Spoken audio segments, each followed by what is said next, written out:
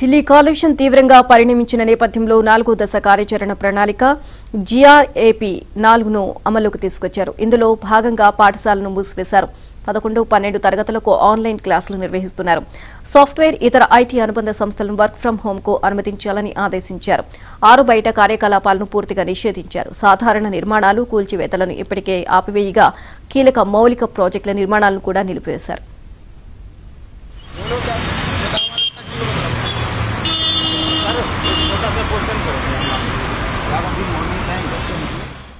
నిత్యావసరాల సరుకు రవాణా తప్ప మిగతా అన్ని సరుకు రవాణా వాహనాలను నగరంలోకి రాకుండా ఆపేశారు.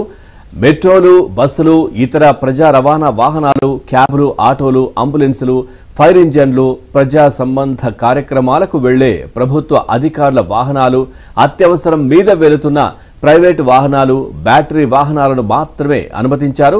మిగతా అన్ని ప్రైవేటు వాహనాల రాకపోకలను నిలిపివేశారు. ఢిల్లీలో ప్రస్తుత వాతావరణం నాణ్యత సూచి 500 వరకు సూచిస్తోంది. సూచి 400 దాటితే 4వ దశ కార్యాచరణ ప్రణాళికను అమలు చేస్తారు. తాజాగా తీసుకుంటున్న చర్యల వల్ల సూచి 300 నుంచి 400 మధ్యకు వచ్చినా 4వ దశ కార్యాచరణ ప్రణాళికను కొనసాగించాలని సుప్రీంకోర్టు ఆదేశించింది.